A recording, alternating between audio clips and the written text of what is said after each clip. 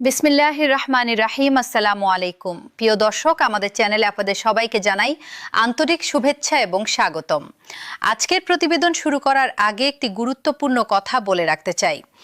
বাংলাদেশের প্রায় 2 কোটিরও বেশি মানুষ, যাদের মধ্যে আছেন সরকারি কর্মকর্তা কর্মচারী, পেনশনভোগী এবং দেশের লক্ষ লক্ষ এমপিওভুক্ত শিক্ষক কর্মচারী, তারা সবাই এখন তাকিয়ে আছেন একটি গেজেটের দিকে। নবম জাতীয় পে স্কেল নিয়ে গত কয়েক মাসে যত তথ্য এসেছে, যত সিদ্ধান্ত নেওয়া হয়েছে এবং যত রাজনৈতিক প্রতিক্রিয়া এসেছে, তার সবকিছু একসাথে বিস্তারিতভাবে আজকের প্রতিবেদনে তুলে ধরা হবে। আপনার বেতন কত বাড়বে, কখন বাড়বে, কোন রাজনৈতিক দল কি বলছে এবং এমপিওভুক্ত শিক্ষকদের ভাগ্যে ঠিক কি আসছে, পুরো বিষয়টি ধাপে ধাপে আমরা ব্যাখ্যা করব। তাই অনুরোধ করছি, প্রতিবেদনটি শুরু থেকে শেষ পর্যন্ত মনোযোগ দিয়ে দেখুন, কারণ মাঝামাঝি এবং শেষের দিকে এমন কিছু তথ্য থাকছে যা আপনার ব্যক্তিগত আর্থিক পরিকল্পনার জন্য অত্যন্ত গুরুত্বপূর্ণ হতে পারে। দর্শক বন্ধুরা, প্রথমে চলুন একটু পেছনে ফিরে দেখি। স্বাধীন বাংলাদেশে এ পর্যন্ত মোট 8টি জাতীয় বেতনের স্কেল ঘোষণা করা হয়েছে। 1973 সালে প্রথম পে স্কেল জারি হওয়ার পর থেকে নিয়ম অনুযায়ী প্রতি 5 বছর অন্তর নতুন বেতন কাঠামো আসার কথা থাকলেও বাস্তবে তা মানা হয়নি। সর্বশেষ 8ম পে স্কেল ঘোষিত হয়েছিল 2015 সালে। তারপর থেকে দীর্ঘ 11 বছর কেটে গেছে কোনো নতুন বেতন কাঠামো ছাড়াই। এই দীর্ঘ বিরতির পেছনে কয়েকটি কারণ রয়েছে। প্রথমত, করোনা মহামারীর সময় অর্থনৈতিক অস্থিরতার কারণে সরকার নতুন বেতন কাঠামোর দিকে অগ্রসর হতে পারেনি। দ্বিতীয়ত, বৈশ্বিক অর্থনৈতিক সংকট এবং মূল্যস্ফীতির চাপ সরকারের বাজেট ব্যবস্থাপনাকে কঠিন করে তুলেছিল। এবং তৃতীয়ত, 2024 সালে রাজনৈতিক পরিবর্তনের ফলে প্রশাসনিক অগ্রাধিকার বদলে যায়। 2024 সালের 5 আগস্টের পরিবর্তনের পর অন্তর্বর্তী সরকার নবম পে স্কেলের সুপারিশ তৈরির জন্য একটি বেতন কমিশন গঠন করে, যার নেতৃত্বে ছিলেন সাবেক অর্থ সচিব জাকির আহমেদ খান। দীর্ঘ পর্যালোচনা, বিভিন্ন স্টেক হোল্ডারের সঙ্গে আলোচনা এবং তথ্য বিশ্লেষণের পর চলতি বছরের 21শে জানুয়ারি কমিশন তাদের চূড়ান্ত প্রতিবেদন প্রধান উপদেষ্টার কাছে জমা দেয়। এই প্রতিবেদনের ভিত্তিতেই এখন চূড়ান্ত গেজেট তৈরির কাজ চলছে। এবার আসা যাক সবচেয়ে গুরুত্বপূর্ণ প্রশ্নে, গেজেট কবে প্রকাশ হচ্ছে এবং কখন থেকে কার্যকর হবে? অর্থ মন্ত্রণালয়ের সর্বশেষ তথ্য অনুযায়ী আগামী 1 জুলাই অর্থাৎ নতুন অর্থ বছরের প্রথম দিন থেকেই নবম জাতীয় পে স্কেল কার্যকর হতে যাচ্ছে। অর্থ ও পরিকল্পনা মন্ত্রণালয়ের পক্ষ থেকে জানানো হয়েছে, প্রধানমন্ত্রীর অনুমোদনের পরপরই অর্থ মন্ত্রণালয় থেকে নতুন বেতন কাঠামোর প্রজ্ঞাপন বা গেজেট জারি করা হবে। নতুন অর্থ বছরের শুরু থেকেই নবম জাতীয় পে স্কেল কার্যকর করার লক্ষ্যে জুন মাসের মধ্যেই গেজেট প্রকাশের প্রস্তুতি চলছে বলে জানিয়েছেন অর্থ ও পরিকল্পনা মন্ত্রী। তবে দর্শক বন্ধুরা, এখানে একটি গুরুত্বপূর্ণ বিষয় স্পষ্ট করে বলে রাখা দরকার। সরকার সম্পূর্ণ পে কমিশনের সুপারিশ একসাথে বাস্তবায়ন করছে না, বরং ধাপে ধাপে কার্যকর করার সিদ্ধান্ত নিয়েছে। কারণ পুরো কমিশনের সুপারিশ একবারে বাস্তবায়ন করতে প্রয়োজন হবে 1 লাখ কোটি টাকার বেশি, যা একসাথে বহন করা বর্তমান অর্থনৈতিক পরিস্থিতিতে সরকারের জন্য কঠিন। তাই 3টি ধাপে এই বেতন কাঠামো কার্যকর করার পরিকল্পনা নেওয়া হয়েছে। প্রথম ধাপে আগামী 2026-27 অর্থ বছরে মূল বেতনের 50% পর্যন্ত বৃদ্ধি কার্যকর হবে। দ্বিতীয় ধাপে 2027-28 অর্থ বছরে বাকি বেতন সমন্বয় করা হবে। আর তৃতীয় ও শেষ ধাপে 2028-29 অর্থ বছরে অন্যান্য সুবিধা এবং ভাতা যুক্ত করে পূর্ণাঙ্গভাবে বাস্তবায়ন সম্পন্ন হবে। এই বাজেটে নতুন পে স্কেলের জন্য বিশেষ থোক বরাদ্দ রাখা হয়েছে প্রায় 35,000 কোটি টাকা। সদ্য পেশ হওয়া 2026-27 অর্থ বছরের জাতীয় বাজেটের আকার 9,38,000 কোটি টাকা, যার একটি বড় অংশ এই বেতন বৃদ্ধির জন্য নির্ধারিত। এই বরাদ্দের মধ্যে নতুন নিয়োগ, এমপিওভুক্ত শিক্ষক কর্মচারীদের বর্ধিত বেতন এবং পেনশনভোগীদের জন্য অতিরিক্ত সুবিধাও অন্তর্ভুক্ত রয়েছে। দর্শক বন্ধুরা, এবার চলুন বিস্তারিতভাবে দেখি কোন গ্রেডে বেতন কত হচ্ছে। প্রস্তাবিত কাঠামো অনুযায়ী বিদ্যমান 20টি গ্রেড বহাল থাকছে, অর্থাৎ গ্রেড কাঠামোতে কোনো বড় পরিবর্তন আসছে না। সবচেয়ে বড় পরিবর্তন আসছে সর্বনিম্ন এবং সর্বোচ্চ বেতনের ক্ষেত্রে। 20তম গ্রেডের সর্বনিম্ন মূল বেতন 8,250 টাকা থেকে বাড়িয়ে 20,000 টাকা করার সুপারিশ করা হয়েছে। আর প্রথম গ্রেডের সর্বোচ্চ বেতন 78,000 টাকা থেকে বাড়িয়ে 1,60,000 টাকা নির্ধারণের প্রস্তাব করা হয়েছে। এই পরিবর্তনের মধ্য দিয়ে সর্বনিম্ন এবং সর্বোচ্চ বেতনের অনুপাত আগে যেখানে ছিল 1:9.4, সেটি এখন কমিয়ে আনা হচ্ছে 1:8-এ, যা বাংলাদেশের ইতিহাসে সর্বনিম্ন অনুপাত। তুলনা করলে দেখা যায় 1973 সালে স্বাধীন বাংলাদেশের প্রথম বেতন কমিশনে এই অনুপাত ছিল 1:15.4। অর্থাৎ এবারের পে স্কেলে নিচের গ্রেডের কর্মচারীদের আনুপাতিক সুবিধা আগের তুলনায় উল্লেখযোগ্যভাবে বেশি, যা বৈষম্য কমানোর একটি বড় পদক্ষেপ হিসেবে বিবেচিত হচ্ছে। আরেকটি গুরুত্বপূর্ণ পরিবর্তন হচ্ছে বিশেষ সুবিধা বা স্পেশাল বেনিফিট বাতিল প্রসঙ্গে। বর্তমানে প্রথম থেকে নবম গ্রেডের কর্মচারীরা মূল বেতনের 10% এবং দশম থেকে 20তম গ্রেডের কর্মচারীরা 15% হারে বিশেষ সুবিধা পেয়ে থাকেন। নতুন পে স্কেল কার্যকর হওয়ার পর এই বিশেষ সুবিধা বাতিল হয়ে যাবে এবং সরাসরি মূল বেতনের সাথে সমন্বয় করে নতুন কাঠামো নির্ধারণ হবে। অর্থ মন্ত্রণালয় সূত্রে জানা গেছে, ষষ্ঠ গ্রেডের সহকারী অধ্যাপকদের বর্তমান মূল বেতন 35,500 টাকা, যা বিশেষ সুবিধা যুক্ত করলে হয় 39,050 টাকা। নতুন পে স্কেলে তাদের মূল বেতন হবে 53,250 টাকা। সপ্তম গ্রেডের উপাধ্যক্ষ এবং প্রধান শিক্ষকদের বর্তমান মূল বেতন 29,000 টাকা, যা বিশেষ সুবিধাসহ দাঁড়ায় 31,900 টাকা। নতুন পে স্কেলে এই বেতন বেড়ে হবে 43,500 টাকা। নবম গ্রেডের প্রভাষকদের বর্তমান মূল বেতন 22,000 টাকা, বিশেষ সুবিধাসহ যা হয় 24,200 টাকা। নতুন বেতন কাঠামোয় তাদের মূল বেতন হবে 33,000 টাকা। দশম গ্রেডের বিএডধারী সহকারী শিক্ষকদের বর্তমান মূল বেতন 16,000 টাকা, যা বিশেষ সুবিধাসহ দাঁড়ায় 18,400 টাকা।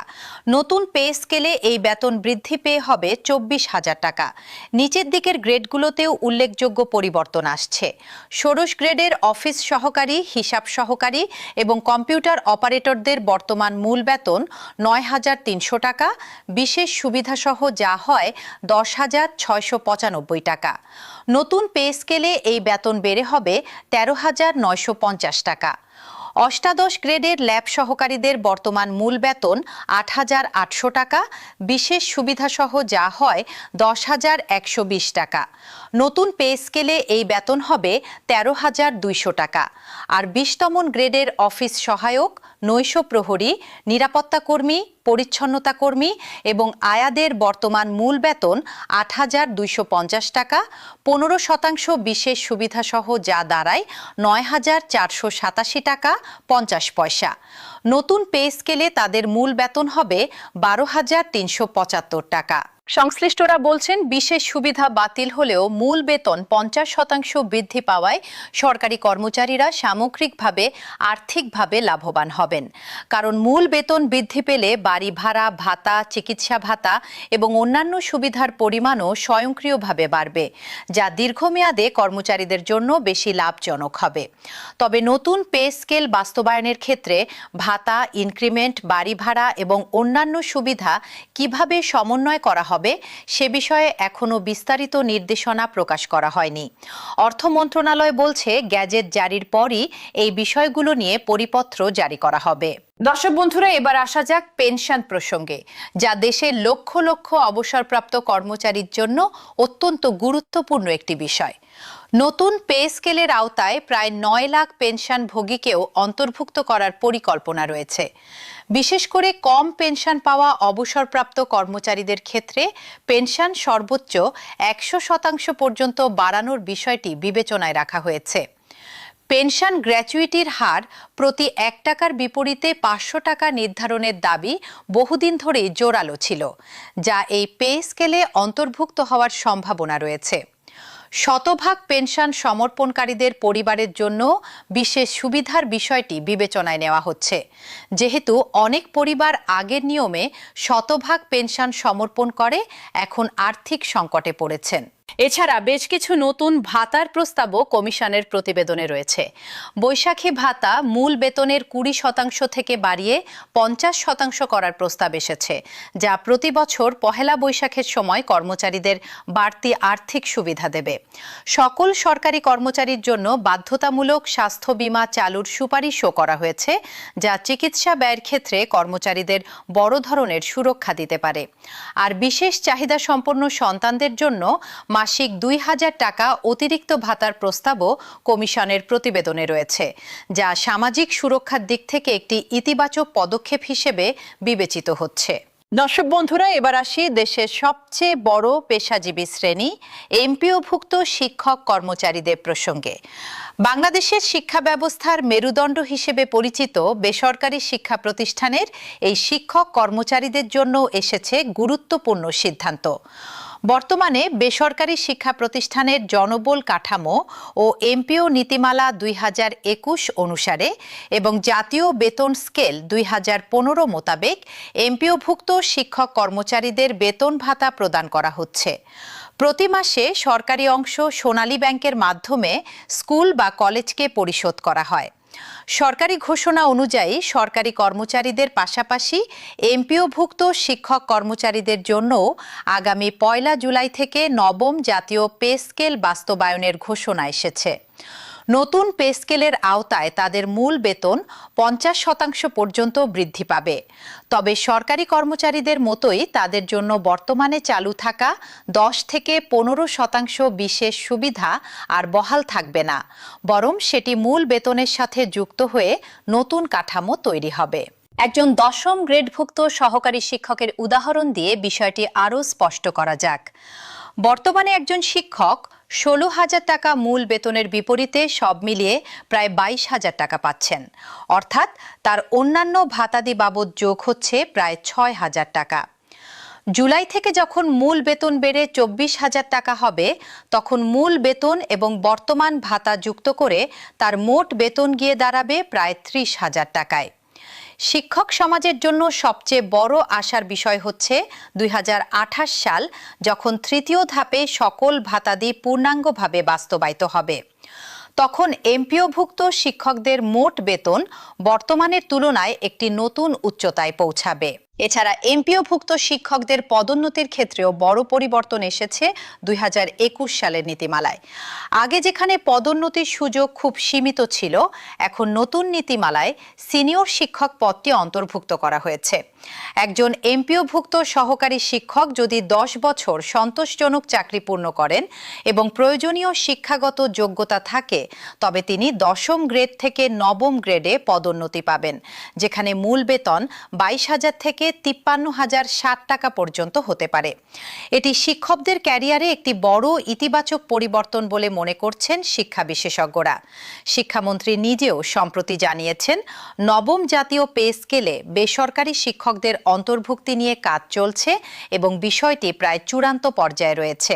তিনি বলেন, সব সমস্যার সমাধান একসাথে হবে না, কিন্তু পে স্কেলে তাদের অন্তর্ভুক্তি নিয়ে নিরলসভাবে কাজ চলছে। দর্শক বন্ধুরা, এবার আসা যাক রাজনৈতিক অঙ্গনে, যেখানে 9ম পে স্কেল পরিণত হয়েছে একটি বড় আলোচনার বিষয়। নির্বাচনের আগে বিএনপির চেয়ারম্যান তারেক রহমান জাতির উদ্দেশ্যে দেওয়া এক ভাষণে নির্বাচনে জয়ী হয়ে ক্ষমতায় গেলে সরকারি কর্মকর্তা কর্মচারীদের জন্য যথাসময়ে পে স্কেল বাস্তবায়নের প্রতিশ্রুতি দিয়েছিলেন। ত্রয়োদশ জাতীয় সংসদ নির্বাচনে জয়ী হয়ে বিএনপি সরকার গঠনের পর সেই প্রতিশ্রুতি অনুযায়ী বাজেটে পে স্কেল বাস্তবায়নের সিদ্ধান্ত অন্তর্ভুক্ত করা হয়েছে। সরকারের পক্ষ থেকে এটিকে নির্বাচনী প্রতিশ্রুতি রক্ষার একটি বড় উদাহরণ হিসেবে তুলে ধরা হচ্ছে। তবে বিরোধী দলগুলোর প্রতিক্রিয়া একেবারে ভিন্ন। সংসদের প্রধান বিরোধী দল বাংলাদেশ জামায়াতে ইসলামী সরকারের বাজেটের পাশাপাশি তাদের নিজস্ব 8,39,505 কোটি টাকার একটি ছায়া বাজেট পেশ করেছে, যেখানে পে স্কেল নিয়ে তাদের নিজস্ব প্রস্তাবনাও অন্তর্ভুক্ত রয়েছে।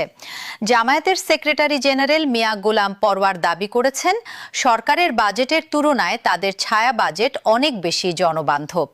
জামায়াতের প্রস্তাবনায় নিচের গ্রেডগুলোর জন্য অতিরিক্ত সুবিধার দাবি তুলে ধরা হয়েছে এবং সরকার যে 3 ধাপে বাস্তবায়নের পথ নিয়েছে তার বিপরীতে আরও দ্রুত এবং এক ধাপে বাস্তবায়নের পক্ষে মত দিয়েছে দলটি। অন্যদিকে জামায়াতের আমির শফিকুর রহমান বাজেট নিয়ে সাধারণভাবে কঠোর সমালোচনা করেছেন এবং একে গরিব মারার বাজেট বলে আখ্যা দিয়েছেন, যদিও পে স্কেল বাস্তবায়নের সিদ্ধান্তের প্রতি তাদের সমর্থন রয়েছে। জাতীয় নাগরিক পার্টি বা এনসিপির আহ্বায়ক নাহিদ ইসলাম সরকারের প্রস্তাবিত বাজেটকে উচ্চাভিলাষী এবং বাস্তবতা বিবর্জিত বলে মন্তব্য করেছেন। তিনি আরও বলেছেন, এই বাজেটে দেশের অর্থনৈতিক কোনো সংস্কার হবে না। এনসিপির পক্ষ থেকে পে স্কেল বাস্তবায়নের পদ্ধতি নিয়েও প্রশ্ন তোলা হয়েছে। বিশেষ করে ধাপে ধাপে বাস্তবায়নের সিদ্ধান্তকে তারা পর্যাপ্ত মনে করছে না এবং দ্রুত সম্পূর্ণ বাস্তবায়নের পক্ষে তাদের অবস্থান স্পষ্ট করেছে। অন্যদিকে গণ অধিকার পরিষদের মুখপাত্র ফারুক হাসান প্রস্তাবিত বাজেটকে জনবান্ধব এবং কল্যাণমুখী বলে মন্তব্য করেছেন এবং নবম পে স্কেল বাস্তবায়নের সিদ্ধান্তকে সরকারের যুগান্তকারী পদক্ষেপ বলে স্বীকৃতি দিয়েছেন। তবে তিনি দুর্নীতি নিয়ন্ত্রণ করতে পারলেই এই বাজেটের সুফল মিলবে বলে শর্ত জুড়ে দিয়েছেন। এছাড়া আমার বাংলাদেশ পার্টির চেয়ারম্যান মুজিবুর রহমান মঞ্জুও সাম্প্রতিক রাজনৈতিক পরিস্থিতিতে নানা মন্তব্য করেছেন, যেখানে তিনি বিভিন্ন দলের মধ্যে দূরত্ব বেড়ে গেলে তার সুযোগ অন্য পক্ষ নিতে পারে বলে সতর্ক করেছেন। দর্শক বন্ধুরা, রাজনৈতিক দলগুলোর এই ভিন্ন ভিন্ন প্রতিক্রিয়ার মাঝেই সরকারি কর্মচারীদের সংগঠনগুলো তাদের নিজস্ব আন্দোলন চালিয়ে যাচ্ছে। বাংলাদেশ সরকারি কর্মকর্তা কর্মচারী কল্যাণ সমিতি এপ্রিল মাসের 5 থেকে 10 তারিখ পর্যন্ত দেশব্যাপী 6 দিনের কর্মসূচি পালন করেছে। তাদের মূল দাবি ছিল অবিলম্বে পে স্কেল ঘোষণা এবং বাস্তবায়ন, অন্তর্বর্তীকালীন ব্যবস্থা হিসেবে 50% মহার্ঘ ভাতা প্রদান, টাইম স্কেল ও সিলেকশন গ্রেড পুনর্বহাল এবং 100% পেনশন সুবিধা নিশ্চিত করা। অন্যদিকে বাংলাদেশ আন্তঃবিশ্ববিদ্যালয় কর্মচারী ফেডারেশনও জরুরি ভিত্তিতে গেজেট প্রকাশের মাধ্যমে এক ধাপে বৈষম্যহীন পে স্কেল বাস্তবায়নের দাবি জানিয়েছে। সংগঠনটির পক্ষ থেকে স্পষ্ট হুঁশিয়ারি দেওয়া হয়েছে, দাবি পূরণ না হলে দেশের সব পাবলিক বিশ্ববিদ্যালয়ের কর্মচারী সংগঠনকে নিয়ে কঠোর আন্দোলনের কর্মসূচি ঘোষণা করতে বাধ্য হবে তারা। তাদের যুক্তি হল, প্রতি 5 বছর পর পর নতুন পে স্কেল দেওয়ার নিয়ম থাকলেও গত 11 বছরে কর্মচারীরা 2টি পে স্কেল থেকে বঞ্চিত হয়েছেন, তাই 3 ধাপে বাস্তবায়নের কোনো যৌক্তিকতা নেই। তাদের দাবি, জুন মাসের মধ্যে গেজেট জারি করে এক ধাপে বাস্তবায়নের উদ্যোগ নিতে হবে এবং জানুয়ারি মাস থেকেই পে স্কেল কার্যকর করতে হবে। সরকারি কর্মচারী দাবি আদায় ঐক্য পরিষদ আরও স্পষ্টভাবে বলেছে, 2015 সালের বেতনে 2026 সাল চলে না। তাদের ভাষায়, ধাপে ধাপে নয়, একবারে পূর্ণাঙ্গ নবম পে স্কেল বাস্তবায়নের দাবিতে তারা প্রধান উপদেষ্টা এবং সরকারের কাছে একাধিক স্মারকলিপি জমা দিয়েছে এবং দাবি পূরণ না হলে রাজপথে নামার ঘোষণাও দিয়েছে। দর্শক বন্ধুরা, এখন প্রশ্ন হতে পারে, কেন সরকার একবারে পূর্ণাঙ্গ বাস্তবায়ন না করে ধাপে ধাপে যাচ্ছে? এর পেছনে যুক্তি হলো অর্থনৈতিক স্থিতিশীলতা বজায় রাখা। দেশের সামগ্রিক মূল্যস্ফীতি পরিস্থিতি এবং বাজেটের সামগ্রিক চাপ বিবেচনায় নিয়েই সরকার এই কৌশল নিয়েছে বলে অর্থ মন্ত্রণালয় সূত্রে জানা গেছে। দেশের অর্থনৈতিক অবস্থা এবং মুদ্রাস্ফীতির বিষয়টি বিবেচনা করে ধাপে ধাপে এটি কার্যকর করার নীতিগত সিদ্ধান্ত নেওয়া হয়েছে। তবে কর্মচারী সংগঠনগুলোর অসন্তোষ পুরোপুরি প্রশমিত হয়নি এবং আগামী দিনে এই বিষয়ে আরও আন্দোলনের কর্মসূচি আসার সম্ভাবনা রয়েছে বলে মনে করছেন সংশ্লিষ্ট বিশ্লেষকরা। দর্শক বন্ধুরা, এখন একটু ফিরে দেখি ইতিহাসের একটি গুরুত্বপূর্ণ অধ্যায়। 1997 সালের জাতীয় বেতন স্কেলে পে ফিক্সেশনের সময় বেতন বৃদ্ধি পেলেও প্রথম বছর কর্মচারীরা পেয়েছিলেন মাত্র 60% সুবিধা। সেই সময় পে স্কেল 60% এবং 40% হিসেবে 2 বছরে বাস্তবায়ন করা হয়েছিল। বর্তমান কর্মচারী সংগঠনগুলো এই ঐতিহাসিক উদাহরণ তুলে ধরে যুক্তি দিচ্ছে, ধাপে ধাপে বাস্তবায়নের ফলে প্রকৃত সুবিধা পেতে কর্মচারীদের দীর্ঘ সময় অপেক্ষা করতে হয়, যা মূল্যস্ফীতির এই সময়ে আরও কঠিন হয়ে পড়ে। দর্শক বন্ধুরা, সব মিলিয়ে বলা যায় নবম পে স্কেল এখন শুধু একটি প্রশাসনিক সিদ্ধান্ত নয়, এটি পরিণত হয়েছে একটি বড় রাজনৈতিক এবং সামাজিক ইস্যুতে। সরকারি কর্মচারী, এমপিওভুক্ত শিক্ষক, পেনশনভোগী এবং বিভিন্ন রাজনৈতিক দল প্রত্যেকেই এই বিষয়ে তাদের নিজ নিজ অবস্থান থেকে মতামত দিচ্ছে। আগামী 1 জুলাই থেকে প্রথম ধাপের বাস্তবায়ন শুরু হলে দেশের কয়েক লাখ সরকারি কর্মচারী এবং শিক্ষক সরাসরি উপকৃত হবেন। তবে চূড়ান্ত গেজেট প্রকাশ এবং তার বিস্তারিত শর্তাবলী না দেখা পর্যন্ত সম্পূর্ণ চিত্র সম্পূর্ণভাবে স্পষ্ট হবে না। দর্শক বন্ধুরা, আমরা চেষ্টা করেছি নবম পে স্কেলের সর্বশেষ এবং সবচেয়ে গুরুত্বপূর্ণ তথ্যগুলো বিস্তারিতভাবে আপনাদের সামনে নিয়ে আসার জন্য। গেজেট প্রকাশিত হওয়ার সাথে সাথে আমরা আমাদের পরবর্তী প্রতিবেদনে আপনাদের বিস্তারিত জানাবো। তাই চ্যানেলটি সাবস্ক্রাইব করে রাখুন এবং নোটিফিকেশন বেল আইকনটি অন করে দিন, যাতে কোনো গুরুত্বপূর্ণ আপডেট মিস না হয়। ভিডিওটি ভালো লাগলে লাইক করুন এবং কমেন্টে আপনার মতামত জানান।